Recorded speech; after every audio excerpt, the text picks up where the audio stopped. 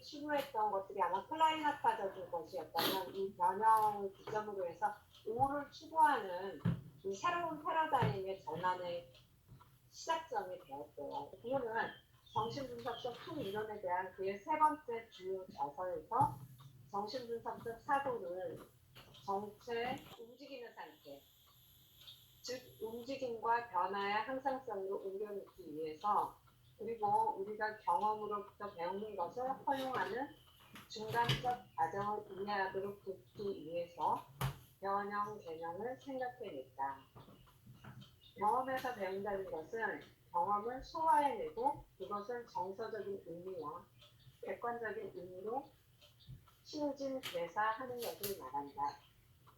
변형 개념은 플라톤의 영향으로 삶의 사건들은 항상 유동적이고 항상 진화하며 인간은 그의 경험을 지탱할 수 있기 위해 항상 진화하는 변형을 경험해야 하는 기호학의 수용자를 구성한다고 보았다. 변형의 행동은 두 개의 결합된 과정들을 포함하는데 첫 번째로는 변형된 주체는 그 행태의 변화를 거친다. 형태라고 돼 있어요. 행태라기보다는 형태. 폼에 바뀐다는 게 형태. 네네. 형태의 변화를 거친다. 두 번째, 주체의 어떤 측면을 변화되지 않는 상태로 남는다. 이게 이제 상수라고 하죠. 항상 변하지 않는 거예요. 이것은 프로이드의 2차 제작 개념을 따르는데 비유는 분석가가 회귀 안에 있을 때 이전 회귀에 관한 것을 의지라고 합니다. 그 이유는 이전 회귀에서 발생한 것은 이미 변형을 거쳤고 변화되지 않는 것은 현재 회귀에서 다른 모습으로 나타나게 될 것이기 때문이다. 변형은 정신분석의 궁극적인 움직임의 배경을 구성합니다. 이 얘기가 재밌는 얘기예요. 무슨 얘기냐면 영어로 제가 표현을 된 걸 보시면 알려드리면 consequently the transformations constitute the ultimate moving backdrop of psychoanalysis. 이 표현은 계속 움직이는 배경이라는 얘기예요. 그리고 정신분석에서는 항상 이러한 배경이 있는데 그 배경은 움직이고 있는 건데 이것이 바로 트랜스포메이션, 변형이라고 합니다. 그러니까 정신분석이 진행되고 있는 동안에서는 끊임없이 배경이 바뀌는 그 배경을 이루는 것이 변형이나 변모가 일어난다. 그래서 변형을 이해해야 정신분석을 과정을 이해한다. 이런 얘기가 되겠죠? 그 변형의 작용은 오의 사탕에 의해서 이루어진다고 보았다. 그럼 오란 무엇인가? 오는 유해나 이데아 형태, 절대적 진실, 궁극적 실체 등을 가리키는 집단적 의미로 억압되지 않은 무의식으로 오는 것이다. 오의 다른 측면들은 외적 대상과의 상호작용에 대한 정서적 반응을 불러일으키는 감각 자극들이며 외부 자극들이 알파 기능에 의해 꿈꾸어져야 한다고 보았다. 이 부분이 조금 조심스러워요. 우리가 반복해서 나오는 얘기인데 말을 바꾸다 보니까 그리고 번역 내용이 여러분들에게는 쉽지 않게 이해가 돼요. 여기서 보면 오의 다른 측면들은 외적 대상, 내적 대상뿐만 아니라 외적 대상과의 상호작용에 대한 우리의 정서적 반응을 불러일으키는 감각 자극들이다. 이렇게 되면 무슨 얘기예요? 정서적 외적 대상과의 상호작용, 외적이나 내적 대상과의 상호작용에 대한 정서적 반응을 불러일으키는 감각 자극들, 이렇게 번역을 하면 감각 자극들이 먼저 있고 감각 자극들로부터 정서적 반응이 불러일으켜진다. 이렇게 되죠? 번역으로 치면. 근데 지금까지 여러분들이 이해했던 개념하고는 조금 순서가 뒤바뀐 것 같은 느낌이 들지 않나요? 감각 지각이라는 얘기를 정서적 이 뒤에 또 이분이 패러프레이스 한 용어를 보면 어떻게 표현하고 있냐면 the sense impressions of emotional experience예요. 정서적 경험에 대한 감각 인상. 정서적 경험이 먼저 있어서 그것이 감각 지각이나 감각 인상으로 남아있다는 얘기를 하고 있어요. 이게 베타 요소고 이게 오의 또 하나의 측면이라는 얘기예요. 그런데 여러분이 번역을 잘못 여러분이 이해를 하면 무슨 얘기냐면 먼저 감각 지각이 있었고 외적 대상이나 내적 대상과의 상호작용에 대한 정서적 반응이 감각 지도로부터 온다 이렇게 되는데 무엇이 원초적이냐가 중요해요. 정서적 경험이 먼저라는 얘기예요. 근데 이 정서적 경험이 왜 이렇게 혼란스럽냐면 원정서 경험이라고 이해를 하면 이 말을 여러분 이해할 수 있지 않을까 싶어요. 이 앞 챕터에서인가 프로토 이모셔널이라는 말을 혹시 들어보셨는지 원정서. 근데 원정서하고 정서를 구별하지 않고 계속 쓰다 보니까 이제 이런 혼란이 오는데 정서적 경험을 했는데 정서의 아이가 어머니를 만나고 또 어머니의 내적 대상을 만난다고 그러면 거기에서 어떤 정서를 느끼죠. 아이는 이 정서가 미분화된 정서라고 생각을 해보세요. 아직 정서가 섬세한 정서들이 아니고 아이는 어머니가 갑자기 무서워졌다는 거예요. 어느 경우에 그 무서운 정서인데 그게 어떤 그 정서는 우리가 어른이니까 무섭다는 표현을 하고 있는데 뭔지 모르는 자기가 이해할 수 없는 공포스러움으로 다가왔다 이렇게 된다면 그 정서가 무엇인지를 잘 알지 못하는데 이게 베타 요소라는 얘기예요. 원경험. 이 원경험이 나중에 결국 프로세스를 하면서 베타 요소가 알파 요소로 바뀌는 걸 계속 얘기를 하고 있죠. 이것을 나중엔 생각이나 정서로 가져갈 수 있는 요소로 바꿔놓는 게 알파 요소로 바꾼다는 얘기를 하고 있죠. 그래서 엄마가 충분히 안아주고 너 오늘 놀랬구나. 아니야 오늘 너 놀고 싶은데 놀지 못하게 해서 그러는 거야. 뭔가 엄마가 이 아이의 정서를 읽어주는 과정을 거치죠. 보통 아이를 양육하는 과정 속에서 엄마 보고 싶었구나. 엄마가 오니까 보고 싶어서 그러는 거지. 그 사랑이기도 하고 어떨 때는 두려움이기도 한데 아이는 이 정서가 어떤 정서인지 모르는 거죠. 하지만 자기가 감당할 수 어떨 때는 자기 안에 일어나고 있는 생명의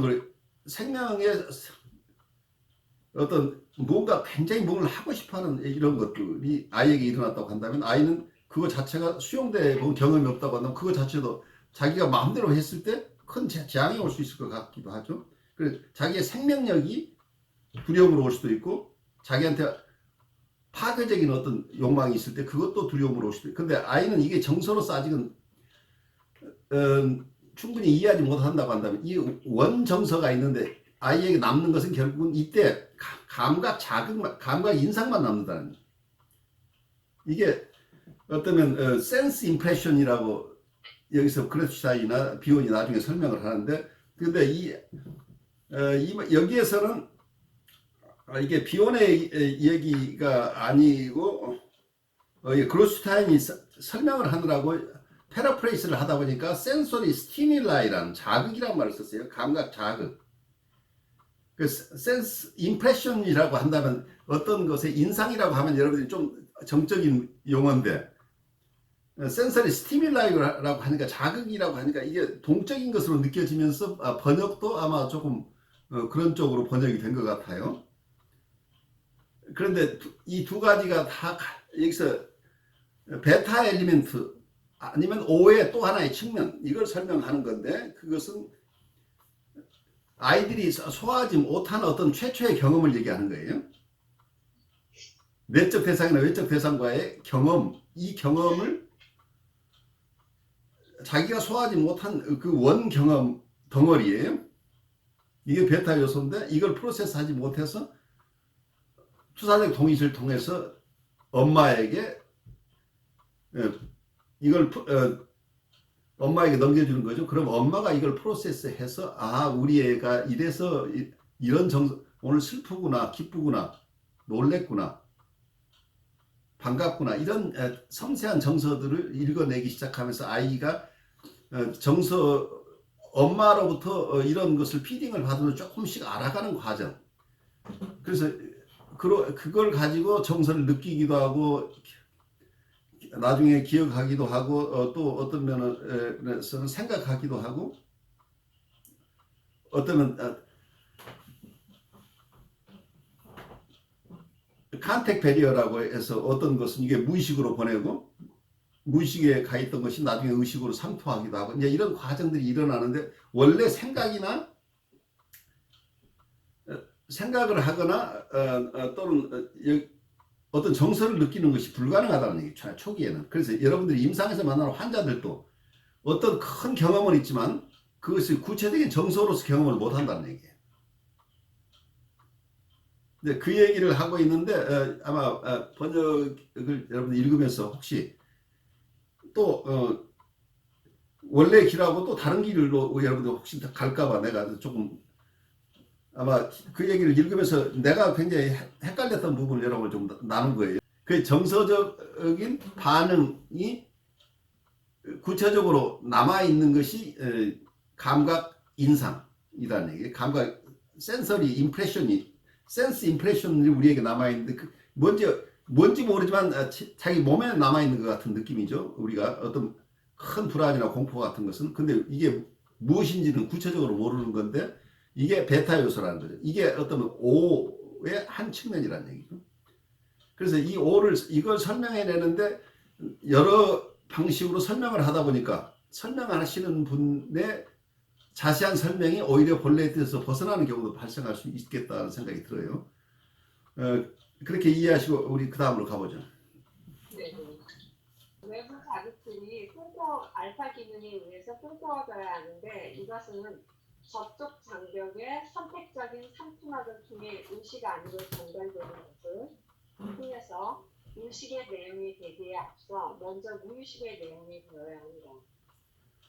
그래서 여기서는 의식과 무의식의 색이 굉장히 프로이드가 얘기하는 의식과 무의식하고 많이 다르다는 걸 여러분 이해하셔야 돼요. 상호 삼투적이다 라는 얘기를 하고 있죠. 상호 삼투라는 말을 내가 제일 처음 배운 것은 농업 시간에 배웠던 것 같아요. 아주 중학교 때 비료를 너무 많이 주면은 삼투 현상이 거꾸로 일어나서 죽어버리게 된다. 뭐 이런 얘기를 들었었던 것 같은데 뭔가 세포와 세포 간에 이동하는 것을 삼투라고 얘기를 했던 것 같아요. 그런데 굉장히 중요한 게 무의식으로 가야 의식으로 나중에 옮겨온다는 얘기를 하고 있죠. 그런데 보통 우리가 프로이디언들이 얘기하는 건 의식이 있었던 것이 그것을 수용할 수 없어서 무의식으로 억압한다. 억압 장벽이라는 개념을 가지고 있는데 거기서는 리프레션 베리어죠. 억압 장벽인데 비오는 억압 장벽을 쓰는 게 아니고 컨택 베리어라는 개념을 써요. 접촉 장벽이라는데 이 두 가지는 서로 달라요. 그래서 장벽이지만 장벽이 달라요. 한쪽에서는 서로 오고 가는 장벽이에요. 한쪽은 철저하게 어느 한쪽에서 어느 한쪽을 억압하고 있는 장벽이라는 거죠. 큰 주제는 자기 조직, 공동 구성, 그리고 변형. 그래서 이제 알파 기능 및 뽕뽀기와 함께 변형은 개인이 처음에는 낯설게 느껴지고 비인격적인 것으로 여겨질 수 있는 오에 대한 감각 자료들을 개인화하는 주된 과정이다. 변형이라는 게 그렇다는 거죠. 오에 대한 감각 자료들을 자기 것으로 하는 주된 과정이다. 자기 조직은 개인이 영향을 받는 방식과 공동으로 구성하는 방식을 결정한다. 변형을 통해 타자로부터 안으로 들어오는 것보다 개입됨의 의무적 타액과 이게 원형으로 이렇게 했을까? 타액을 받으며 그것을 자신에게 속한 것이라고 여깁니다. 변형의 실패를 외상이라고 한다. 이 말은 많이 듭니다. 그리고 두 번째 주제는 변형의 모델로서 소화관 모델과 시냅슨 모델 이 두 가지가 있는데 장벽 모델이라고 한대요. 수화관 모델에서는 사고는 음식에 비유되고 정신은 인과 창자를 포함하는 수화관에 비유된다.